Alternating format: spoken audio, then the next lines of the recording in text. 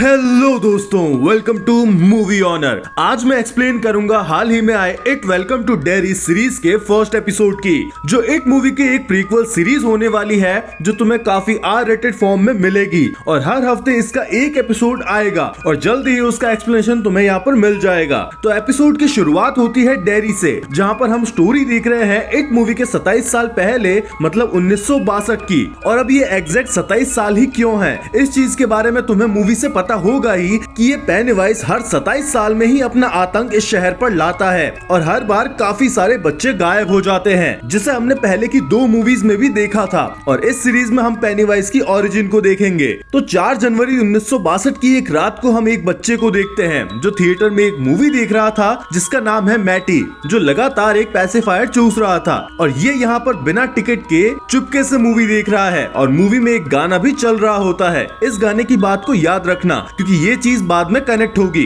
तभी वहाँ पर एक थिएटर का आदमी उसे देख लेता है और उसे पकड़ने वहाँ पर आता है, क्योंकि ये बच्चा हमेशा ऐसे ही फ्री में वहाँ पर मूवी देखने आ जाता था। वो आदमी उसे पकड़ने के लिए उसके पीछे भागता है और मैटी वहाँ से बचकर निकल जाता है और एक टेबल के पीछे छुप जाता है। वो आदमी थिएटर रूम से बाहर आता है और वहाँ पर उसे एक आदमी हैंक मिलता है। वो उसे मैटी की शरारत के बारे में बताता है तो हैंक उसे समझाता है कि वो सिर्फ एक बच्चा है और वो वैसे भी उसका परिवार काफी परेशानी में है। तभी वहाँ पर खड़ी हैंक की बेटी, जिसका नाम रॉनी था, वो मैटी को देख लेती है और जब वो थिएटर वाला आदमी उसे बच्चे के बारे में पूछता है तो रॉनी झूठ बोलकर उसे दूसरी तरफ भेज देती है और मैटी को बचा लेती है और अपने पापा के साथ में वहाँ से चली जाती है। मैटी राहत की सांस लेता हुआ वहाँ से खड़ा होकर जाने ही लगता है कि वो आदमी फिर से वहाँ पर आ जाता है। मैटी वहाँ से बचता हुआ भाग जाता है। अब मैटी वहाँ से अकेले शहर के बाहर जाने लगता है, क्योंकि उसे देखकर समझ आ रहा था कि वो यहाँ पर रहना नहीं चाहता, वो यहाँ से परेशान हो गया है। और वो शहर के बाहरी हिस्से पर पहुँचता है जहाँ पर बोर्ड लगा हुआ था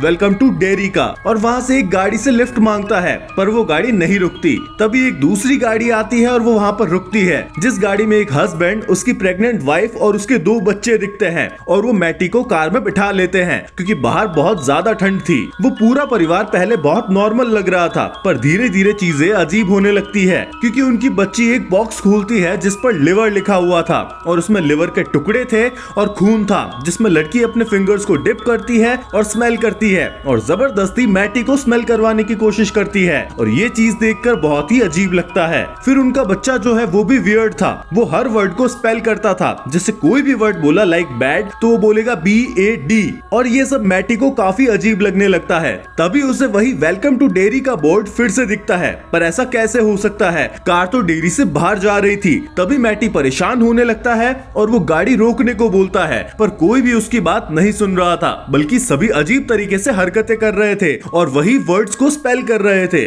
तभी मैटी स्टीयरिंग को खींचने की कोशिश करता है और अचानक से उसका हाथ उस प्रेग्नेंट औरत के पेट पर लग जाता है और वो औरत अब अजीब तरीके से बिहेव कर रही है कि उसे लग गई है और अभी ही पेट से बच्चा बाहर आ जाएगा, और एकदम आर रेटेड वे में खून वगैरह सब दिखाकर वो बच्चा वहाँ पर जन्म लेने लगता है। और जैसे ही वो बच्चा जन्म लेता है काफी भयानक सीन स्टार्ट हो जाता है, क्योंकि वो कोई नॉर्मल बच्चा नहीं था, वो एक मॉन्स्टर जैसा म्यूटेट हुआ बच्चा था जो दिखने में काफी ज्यादा घिनौना और जिसके पंख भी निकल रखे थे। और वो बच्चा इधर उधर कार में उड़ने लगता है और मैटी काफी ज्यादा डर जाता है और एकदम से वो बच्चा मैटी पर अटैक करता है। और मैटी को क्या होता है ये तो हमें नहीं दिखाया जाता, पर कार की विंडो टूटते हुए मैटी के पैसिफायर उछलता है और नीचे पानी में जाकर गिर जाता है और पानी को फॉलो करते हुए वो गटर में चला जाता है, जहाँ पर हमें सीरीज का टाइटल कार्ड देखने को मिलता है इट वेलकम टू डेरी। अब कहानी शिफ्ट होती है 4 महीने बाद अप्रैल 1962 में, जहाँ पर डेरी के एयर बेस पर हम कैप्टन हैनलन और रूसो को देखते हैं, जो इस शहर के पास में बने न्यूक्लियर पावर प्लांट की रखवाली करने यहाँ पर आए हैं। और ये कैप्टन हैनलन और कोई नहीं, फर्स्ट मूवी में दिखा जो ये लड़का था उसके ग्रैंडफादर है, क्योंकि वो भी हैनलन था। अब वहाँ पर कर्नल फुलर आते हैं और उनको रिसीव करते हैं और वहाँ पर गाड़ी चलाता हुआ एक आदमी ड्राइवर, वो भी काफी अजीब था, जिसका नाम है डिक। तभी वहाँ पर बेस पर हैनलन और रूसो का स्वागत होता है बाकी ऑफिसर्स द्वारा, पर वहाँ पर एक बंदा रेसिस्ट था, वो उसे सैल्यूट नहीं करता, जिसको कर्नल डांटता है। और वहाँ पर हैनलन बताता है अभी वो रेंट वाले घर में कुछ टाइम तक रहेगा, फिर बाद में उसकी फैमिली वहाँ पर रहने आएगी। अब सीन दिखाया जाता है एक स्कूल का, जिसमें एक लड़की लिली को दिखाया जाता है जिसे बुरे स्टूडेंट्स बुली करते हैं और उसके बॉक्स में अचार की एक बोतल रख देते हैं जो उसके बॉक्स को खोलने पर फूट जाती है। पर वहाँ पर लिली की दोस्त मार्च उसके पास में आ जाती है। तभी वहाँ पर दो और बच्चे दिखाए जाते हैं। एक फिल जो काफी क्यूरियस बच्चा था, इधर उधर की सारी जानकारी में उसे घुसना है, एलियंस की बातें करना, ये सब क्यों हो रहा है, कैसे हो रहा है, इन चीजों में वो घुसा रहता था। और दूसरा बच्चा था टेडी जो एक पढ़ाकू बच्चा था और फिल की बातों में इंटरेस्ट नहीं रखता था। जहाँ पर फिल उसे बोलता है कि एयर बेस पर काफी सारे प्लेन्स आए हैं, तो शायद बेस पर कुछ ऐसा सीक्रेट है, वहाँ पर शायद एलियंस है जो लोग हमसे छुपा रहे हैं। और टेडी उसकी बातों को इग्नोर करता है। फिर टेडी और फिल अपने घर पर दिखते हैं,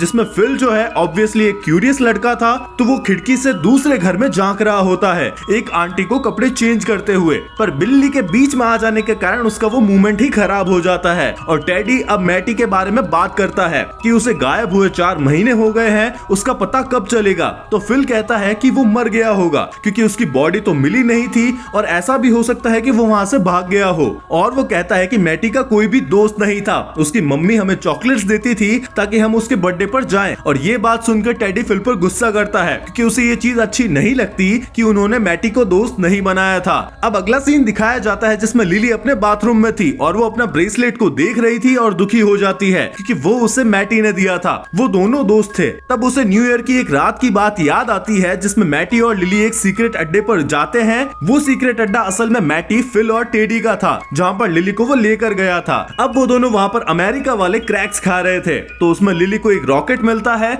और मैटी को एक टर्टल। लिली को रॉकेट नहीं पसंद था, तो मैटी उसे अपना टर्टल दे देता है जो अब लिली के ब्रेसलेट पर लगा था। अब मैटी लिली से उसके पापा के बारे में पूछता है क्योंकि बाकी बच्चे लिली का इस बात के लिए मजाक उड़ाते थे। तो लिली बताती है कि उसके पापा एक पिकल फैक्ट्री में काम करते थे और एक बार उसकी माँ और वो उसके पापा को लेने गए थे और लिली अंदर फैक्ट्री में कुछ भूल जाती है, जिसे लेने के लिए उसके पापा जब वापस जाते हैं और तभी वहाँ पर एक मशीन खराब हो जाती है और उसे बंद करने के चक्कर में उसके पापा मशीन की चपेट में आ जाते हैं और उनकी वहाँ पर डेथ हो जाती है, जबकि वो उनका डिपार्टमेंट भी नहीं था, वो बस हेल्प करने की कोशिश कर रहे थे। इसलिए उस सीन में बुली करने वाले लोगों ने उसके बॉक्स में अचार का डिब्बा रखा था। और अब लिली को ये बात हमेशा गिल्ट में डालती है कि अगर उस दिन वो चीज वो वहाँ पर नहीं भूलती तो उसके पापा वापस नहीं जाते और आज जिंदा रहते। पर मैटी उसे समझाता है कि वो उसकी गलती नहीं थी, जिससे लिली को थोड़ा अच्छा लगता है। तभी नया साल आता है और वहाँ पर आतिशबाजी होने लगती है जिसे दोनों देख रहे होते हैं। अब मैटी लिली को पसंद करता था, वो उसके पास में आता है किस करने के लिए, पर लिली नर्वस हो जाती है और दूर हट जाती है। अब मैटी उसे सॉरी बोलता है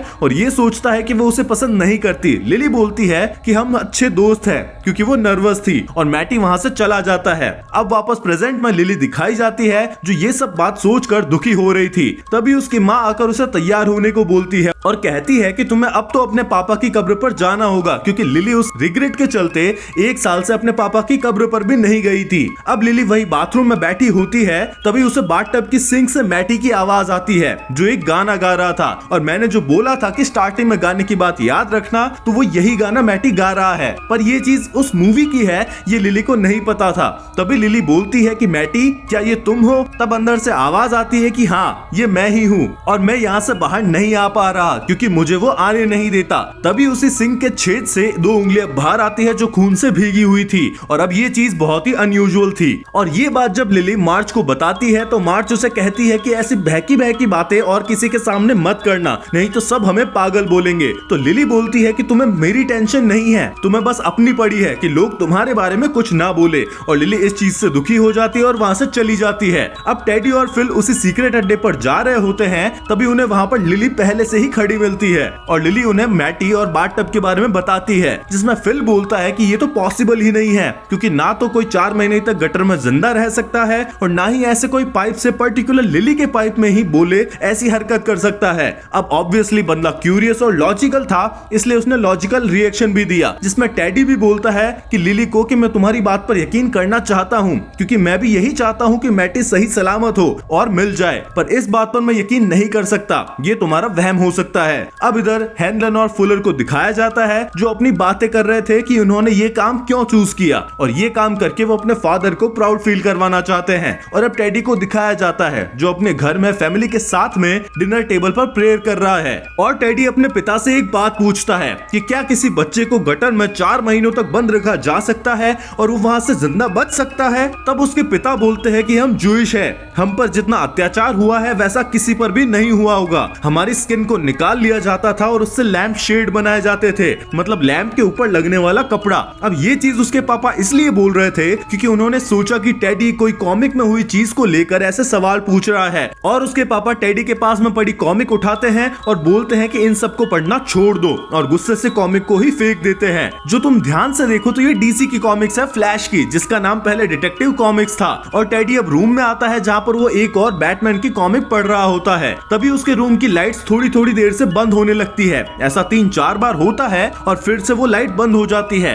पर इस बार जब टेडी उस लाइट को ऑन करता है तो उसे काफी भयानक नजारा दिखता है कि लैंप पर भयानक फेसेस की स्किन लगी हुई थी। वो चीज जो उसके पापा बता रहे थे। वो एकदम से डर जाता है और लैंप नीचे गिर जाता है और वो भी बेड से नीचे गिर जाता है और अपना फेस छुपाने लगता है और चिल्लाता है। तभी उसका भाई वहाँ पर रूम में गेट खोलता है और उसका भाई बोलता है कि मुझे शर्म आती है कि तुम मेरे भाई हो।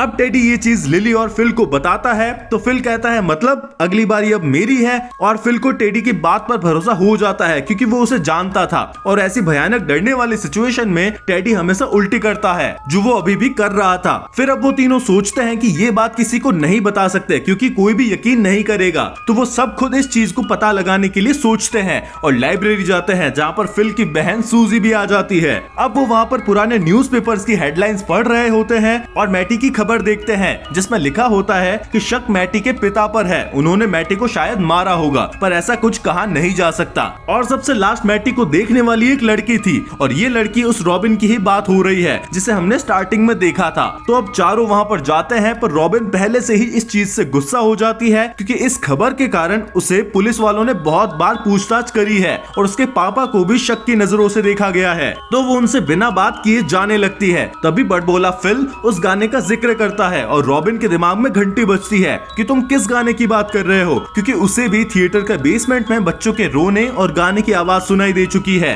तभी हमें हैनलन दिखाया जाता है जो अब सोने की तैयारी कर रहा है और अपनी फैमिली फोटो को देखता है। तभी जैसे ही वो सोने लगता है 3 लोग मास्क पहने हुए वहाँ पर आते हैं और उस पर अटैक करते हैं और हैनलन से किसी स्पेसिफिक एयरक्राफ्ट का कोड मांगते हैं। हैनलन बोलता है कि वो इन्फॉर्मेशन क्लासिफाइड है और मैं ये तुम्हें नहीं बताऊंगा भले ही तुम मुझे मार दो। तभी वहाँ पर रूसो आता है और हैनलन रूसो मिलकर तीनों को वहाँ से भगा देते हैं। अब अगला सीन हमें दिखाया जाता है जिसमें सारे चिमकांडी बच्चे अब उस थिएटर में आ गए हैं उस गाने को सुनने जो उस मूवी में सुनाई दिया था, और रॉनी प्रोजेक्टर रूम में जाकर वो मूवी चलाती है और लिली आइडेंटिफाई कर लेती है कि हाँ ये वही गाना है जो मैटी ने सिंक के होल में से गाया था। और टेडी और फिल वहाँ पर बोलते हैं कि 4 जनवरी को मैटी का बर्थडे था और उसकी माँ ने हमें चॉकलेट्स भी दी थी ताकि हम मैटी को अकेला ना रहने दे, हम वहाँ पर चले जाएं, पर वो दोनों भूल गए थे और अब इस चीज से उन्हें रिग्रेट है कि अगर ऐसा हम नहीं करते तो शायद मैटी आज जिंदा रहता, और सेम रिग्रेट लिली को भी है। अब मूवी देखते देखते उन्हें मूवी में मैटी दिखाई देता है और मैटी के साथ में वही कार वाली फैमिली थी जिसे हमने देखा था।